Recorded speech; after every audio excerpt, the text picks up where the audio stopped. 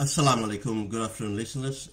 You bear me a minute, let me share this video and I will have just a brief conversation.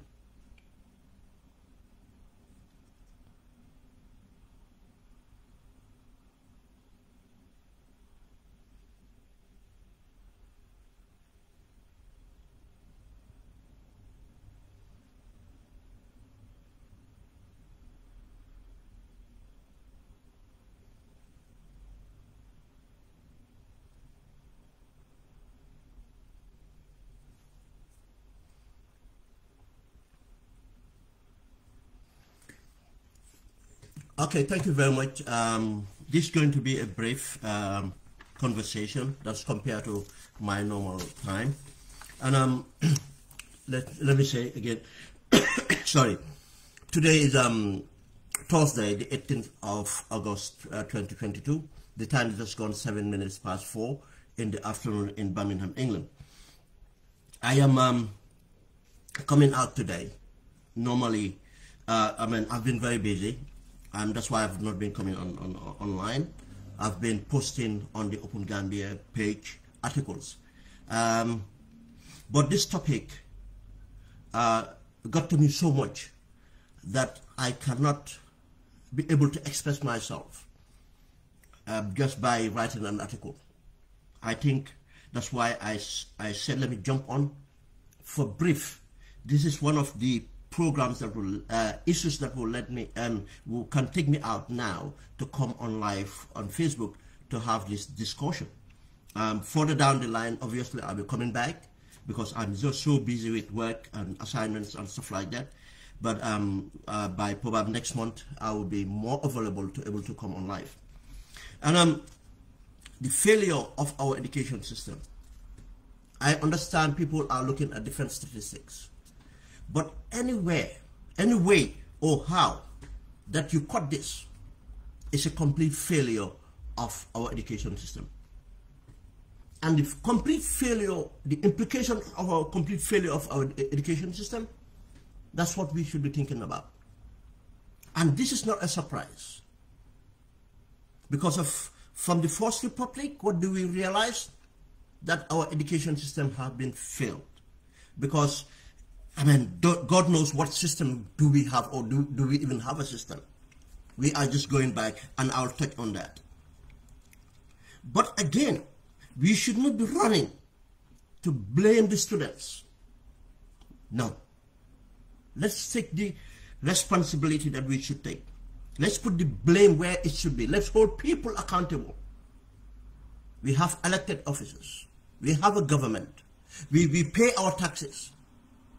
And we expect leadership. And until that leadership comes about, we don't expect to improve. And let me tell you brief, why am I motivated to come out today? As I said, this subject is dear to me. It's not only about the fact that without education we cannot progress. That's not the only fact. But there's a personal concern for me. There's a personal circumstances that made me want to come out to have this dialogue. Because I understand the importance of an education system that works. And I understand personally my experience, my own experience. I struggled throughout my school years due to my disability. And I know when I say my disability, most people that just know me or heard me or seen me on video would not believe. But due to the interventions of good teachers, even in the First Republic, many students were not catered for, especially people with disabilities. And that due to that neglect, to not cater for my education and other people like me, what was my problem?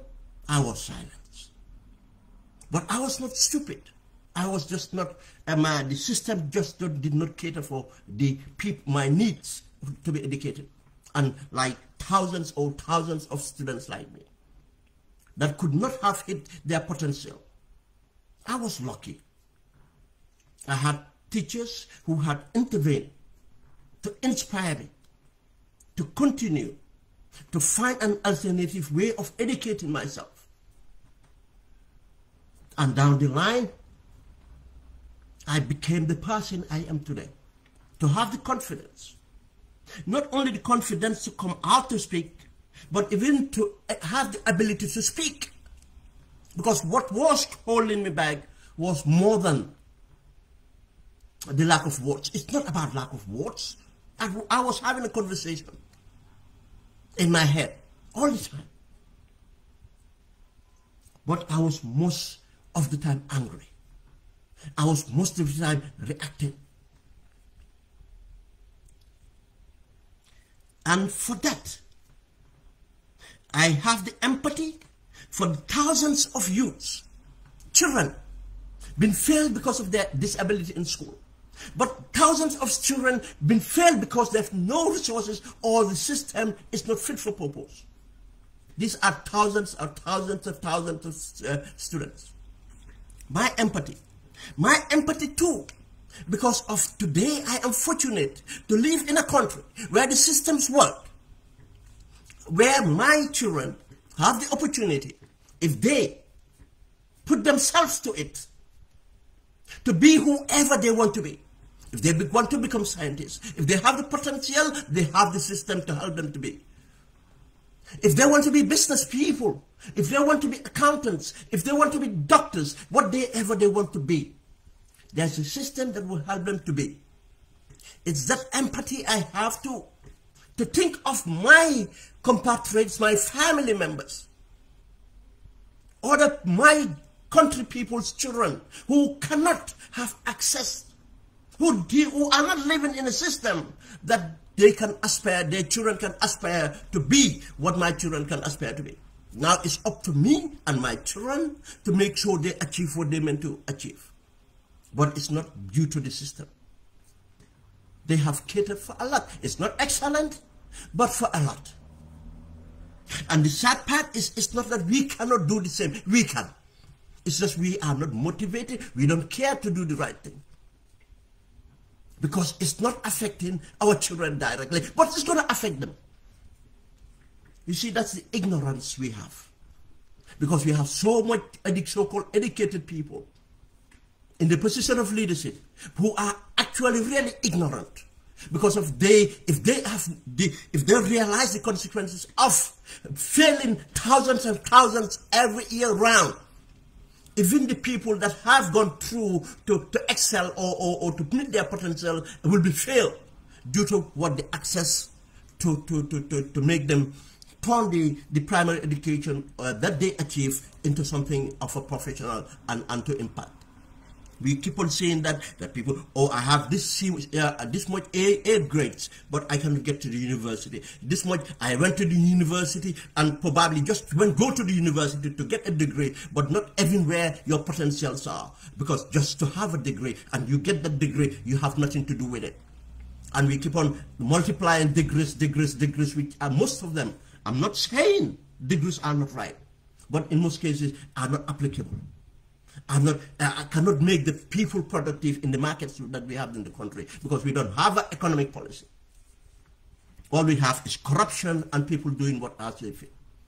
And we expect to have peace and tranquility in the country. We expect to have progress in that country. My personal circumstances and the empathy I have for the people and understanding the consequences of crime and the lack of development that will happen in that country and point technically to non-existence. The strength of smaller countries, strength of every country is education, but especially smaller countries. The quality of education, the quality of citizens that you have can make you to be able to challenge or to compete where you don't expect to have production lines that will be serving for millions of this thing, but you can have highly skilled people and industries that are of highly skill. Why do you think today Taiwan is surviving? Because of the highly skilled people they have, the semiconductors, the chips they can develop that China cannot. America is struggling to. The European Union is struggling to. And the entire industries are dependent on Taiwan to produce this thing. Why do you think that America is bothered about Taiwan's survival? It's not because of they love the Taiwanese. The Taiwanese are Chinese as the Chinese are Taiwanese. It's for their national interest. You think Gambia, we cannot transform ourselves? Gambia, we cannot have highly educated citizens to make sure that the investment that comes to the country will be based on the quality of our people. That we have the quality of the people. We have that opportunity. But until we have the leadership that will take us there, until we take it onto ourselves to make sure we have the leadership that will take us there, we shall perish. We shall perish.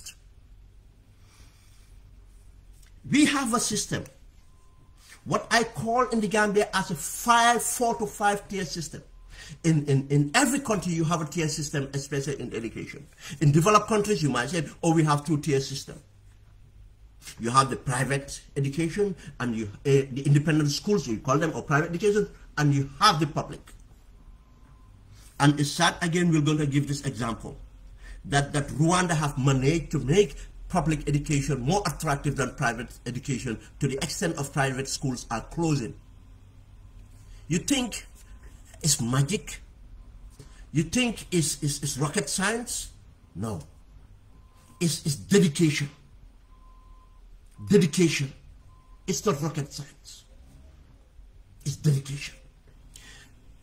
We have other countries have the private, have the public. In the United Kingdom, you can chop that private into many aspects. But that chopping is not about quality, it's about accessibility. Accessibility. You have trust schools, you have academics, you have different things because of the way the policies are to open up education so that other providers would be available. It's not because of poverty. You have the comprehensive system. You have different systems and people access.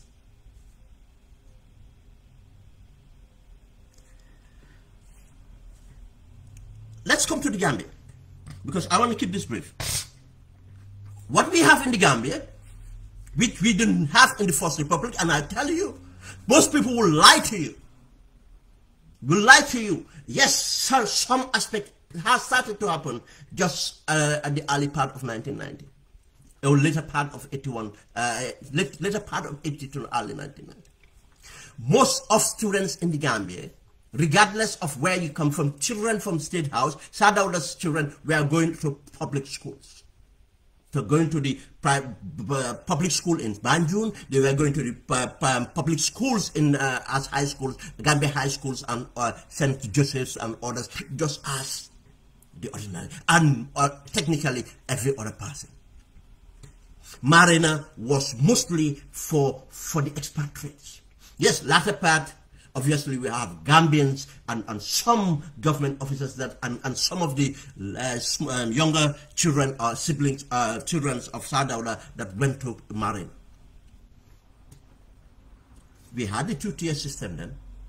We have the private and we have the public. I'm not saying it was excellent, but it was far better what we have today, and we should aspire for better. We should not blame. We should look into the in our past in order to improve, not to blame, to say, or to settle for less. Yeah, it was like that before. No, it was like that. We don't like that. We value ourselves more than that. We want it to be like this. We have to compete. We have to have the daring to say that we can be like other developed countries. It's possible. It's possible. if we have this mindset of, oh yeah, but it was like this, no. That's why we have government. That's why we have changed government. We change government is to improve the governance of a country, so that we can sustainably develop, not or to allow things to happen. We have what happened at the Yahya Jammeh time. Again, I'll bring it to people that said development don't understand development. We have tier systems. Just as Yahya Jammeh's children were not, this is latter part, even their primary education was not in the country. Not even their primary education was done in the country, just as Barrow have done. We have seen his children who were going to high school. Some of them were taken to America, or one of them was taken to America. Just as he went into State House. Now it's affordability. It's affordability. It's not about choice. It's about affordability. Not only Barrow, but we have range of people, and especially the public sector, the people working for government, and some of these corrupt people in the private sector milking and conniving with the public officers to rob the country. We see them to afford to take even their children out of the country for primary education, because of even the best schools in the country is not enough for them anymore, because they know that even those schools are distorted. They take their children out. If it's come to college or universities, they do the same thing. And most cases, even they don't aspire the children to come back, because they know that they have broke the country and nothing to come back for. Let them try to excel in those countries, to get jobs in those countries, to be somebody else. And that the average Gambian cannot be. That's where my empathy is. Not to be selfish, to think of my children, if they do well, they have an environment to excel. And which is not too much of a burden on me, because of I can rely on the system. We have the abroad one. Now it's just a standardized now thing, is an abroad. Two, we have the higher private education, higher, where you have to pay. And I tell you, for me being in the diaspora here, almost a decade ago, paying 18,000 for term, that's just tuition time, 18,000, 20,000, not including all the extras. What's the struggle? Thinking about why. And still I know that it's a distorted education. They are not even getting what they should. These are the mariners, these are the civics. Top of the league, apple tree or whatever you call them, top of the tree. We have that, the higher echelon of whatsoever education. We have the middle, I call it the middle private schools, or independent schools you call them. That would be other people to afford. People that cannot afford the mariners, or cannot afford the civics, and they can afford this because of not only about the quality of education or whatever it is, no, because it's better than if they take them to the public. It's like everybody's running away from the public. If you can run away from the public, if you can afford to go run from the public. And this, in fact, again, is incentivizing people to loot, to steal, to afford to put their children in those kind of schools. We have something called the missionaries, which are far better, in fact. The missionaries being the Ahmadiyya movement, be the Catholic the diocese, be the Anglican diocese, being the different Christian dioceses. Yes, I am only naming the Ahmadiyya because that's the only this thing I know from the Muslim diocese. But I know the Anglican, the Catholic, and others. I don't know the Baptists, even which do they belong to the Anglican or the things. I mean, they are there. The Methodist school. We all know these are St. Teresa's, Nusrat High School, and other, these things. This is where, look at the exam results. They are independent schools. And there are other governments or other citizens or other people even running small independent schools, which are really doing very well. I'm not sure whether the 𝒂𝒂𝒏 school is still on. I don't hear about the 𝒂𝒂𝒏 anymore, but we know 𝒂𝒂𝒏 was one of those, part of those independent schools that produced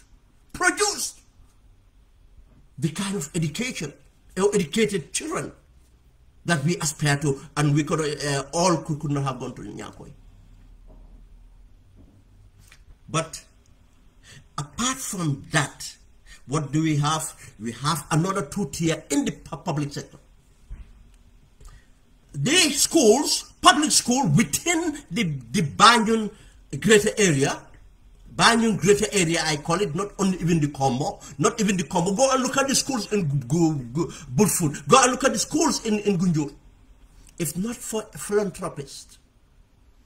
Go and look at schools in Bakau School. If it was not for citizens of Bakau, the school was going to close down because of being neglected by the Minister of Education from Jemme's time. But still now, it's because of what sustained that school is the public. Yes, the public should complement government, but the public cannot take over government until we have a policy that gives the powers and the means for sustainability for public to take over schools. That's why we need to rethink our education policy. It's happening here. Parents to run schools. We can do that. Foundation schools can be. Right now, Bakau School could have. Where government work with communities for communities to run schools properly. We have the, as I said, I don't have time. I could have told you the concept of Tesito. How many schools came into Gambia through the concept of Tesito? Tesito, the Tesito initiative? Schools that came out of Gambia because of concept of Tesito started to be built from nothing. Community started and government supported, and those schools are now mainstream schools. But all this could have been done better if we thought about education. But you have this two-tier system within the public sector, public schools. Banjul greater area, I'm not saying they're excellent, but they are far better than if you even go out of the boundaries of the Banjul greater area, what we used to know the Banjul greater area. If you go to the Combos, you get the better, and you go to the provinces, I'll tell you, we have seen the classrooms, we have seen schools, or the absence of teachers, or other resources. The further you go, the less resources they have, the quality of teachers who would be able to teach, and everything else. And we fail people now based on their level. Instead of we incentivize or we support people based on their level of poverty or how disadvantaged they are. No. This is why the systems, the education system is wrong. We have not looked at it. And let me move on, because I'm keeping this brief. I wish I had time today. Transformation. Why is it not possible? It's possible. But you have to have the leadership. Let me give you an example. For United Kingdom to talk about education, you have to understand the transformation the English had to go through in order to achieve their Cambridge and Oxford. It was not. If you understand the European Renaissance, you say, no, how the English piggyback on the Renaissance, where they borrowed, or how they developed, and how they continue to challenge themselves to monitor. You have to continue to monitor the results and look at the results and to address and to take resources and direct resources where it's most needed. When the politicians in the United Kingdom come out with their manifestos, they compete. I'll give you there are many educational reform programs Many. With about some of them to target people with disability to make sure they get what is required, special needs schools, to target different policies. That's where they combat them. Now they target for kind of, I mean, what kind of student they want to produce. They target the people from challenged backgrounds in order to have access to higher education. Different kind of, you have businesses coming out to have to run academics to support people like Mohammed Jah and others. You know, they'll tell you, I'm doing this, I'm doing that. Let them build schools and run schools. That's meaningful. Let Mohammed Jah and all those so-called tycoons in the Gambia build schools, run schools on the backbone of their businesses. Yes, these are policies that government can think of. We have here companies that run academics, just like colleges, based on their ethos. I have a business ethos, I have a technology ethos, I have a science ethos. Whatever it is, they will do. Pharmaceutical companies now are running colleges in order to produce the workforce they want. These are what have to be. We have to have a leadership that will bring out policies, you know, to enable this to happen. We can have the community to have foundation schools. We can have the business communities to have to run academics. We can do different things for education to be delivered, to have a proper educational system. And transformation, let me come back again. I talked about the United Kingdom, just briefly. Let me point to something. Go and look at the transformation of Turkey. When Turkey lost the First World War, when Kemal Atatürk took over, go and look at why Turkey took on secularism, why Turkey decided and how Turkey took education to be the backbone. They took women emancipation, women emancipation, women emancipation. That women emancipation, education, a cultural revolution, that they had to look at their laws, they had to borrow laws from different jurisdictions in order to bring something that fits for purpose for this thing. But let's come to education. Just to tell you how without education there cannot be transformation. What did they focus on? Vocational training. Istanbul University was turned to a polytechnic instead of chucking out all these ideologies from the Ottoman Empire. Most of his art students know they went to polytechnic. Today Turkey, that's why Turkey is strong. It's not that the wealth they have, but the quality of citizens they have. Because of the policies they have, because of what they build their foundations on education and the cultural revolutions and others. But let's concentrate on education. Look at Turkey and look at the Middle East. I know they are boundaries of Europe and these things, but I want you to compare them to the part of the Islamic civilization. And look at their progression after the First World War. When they lost their boundaries in Europe and everywhere else, they came back to what we know today as Turkey, the Republic. What do they don't do for themselves? Today they are competing China in production because they have the citizens.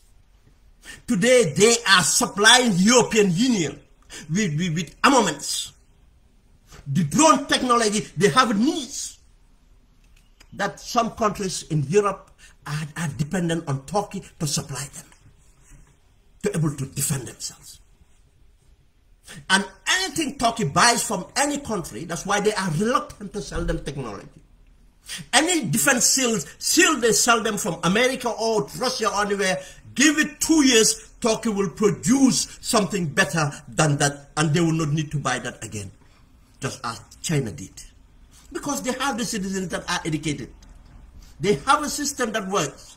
And they understand what is needed to produce, not thousands of lawyers, thousands of media personnel, thousands of whatever it is, and you don't even see. Even our nurses, the chairmen that go to become nurses, we don't support them. We know how they suffer. People that go to become doctors, we don't support them. People that go to become educationists, we don't support them. People that goes to be agriculture extensional workers, we don't support them. We don't support them. How do we expect to develop? Turkey did that. Turkey today, anything, any forefront, that's why they are where they are today. And again, with the transformation from Kemal Atatürk, Kemal Atatürk from the women emancipation, the cultural revolution, they call it their cultural revolution, just as China have their cultural revolution. Before, they had cultural revolution before China. They think of, their legal frameworks, but education again. Today, Turkey can challenge. They challenge the European Union. They challenge their NATO members. Not because, it's because of the strength of their citizens. Strength of their citizens. And don't sit down here and say, Ben, come talk. Why can't we aspire to be good or to be better? We have to aspire to be better. We have to try to be that. Not to sit on our backs and to have leaders who are not fit for purpose, who are corrupt absolutely. People will ask for resources. But it's about management. You see, development. I am not a development specialist. I am not an economist. I will tell you one thing. My passion for development, my passion to see things have made me to read and to understand the basics of development. We cannot be disputed and that cannot be changed. The basics are the basics. Then people who go and learn further, then should be in a better position to do right. But if we can educate ourselves to understand the basics and see the basics not applied, we have the audacity to come and challenge and call them out. What are you doing at the Minister of Planning? What are you doing at the Minister of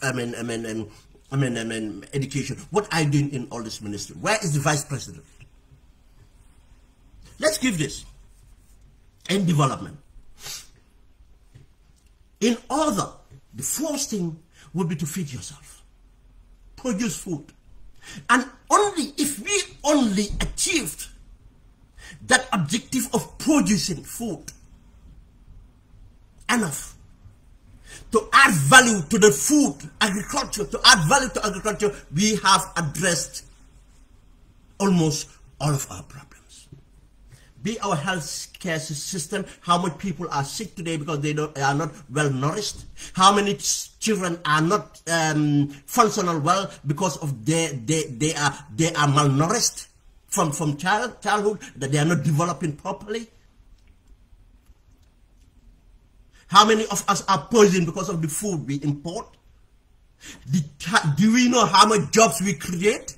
Not only farmers, but the value chain, the engineers that we need to build plants or to manage plants and everything else. And what do we need? It's an infrastructure we need. To do that, we need a framework, we need a system to work. But we take someone from Sabali who have no idea to be our agriculture minister because of he had campaigned for me. And we settle with that. Only agriculture. But how can we transform? When we do things, when this vice president was the Minister of Higher Education, decided to satisfy Barrow appetite to, Yaya may have done this, I've done that. Yaya may have a university, I make sure Barrow have a university. University of Science and Technology.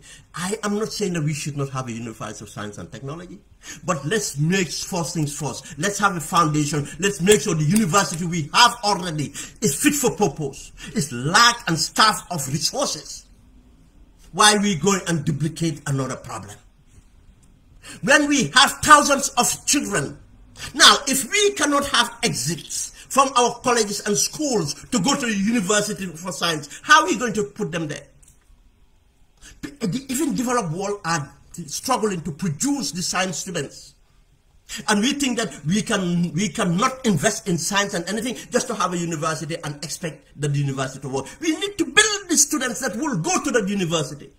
That's why we need this university first, to make sure it works. It has the resources that it needs, and it functions well. It has the faculties that we need and functions well. And the GTTI, we need the GTTI. We cannot depend on so-called vocational centers everywhere, so-called. They hardly have equipments, they only have the materials, they hardly have the teachers, they are not functional. It's a matter of children going there until 4 years, they give them graduations. What can they do for themselves? They cannot be, they still did not have the required skills. They cannot run their own businesses or anything. That's why we need the GTTI and make sure the GTTI works well. And not only that GTTI, every region in the Gambia could have a functional, well-equipped, vocational training center that will bring out the kind of engineers, kind of mechanics, kind of construction workers that we need in order to start up that economy. But no, we have to have a science and this because Barrow wants that. This is our problem. Finally, let's talk about, where are we going to get the resources? Yes, because we are lazy.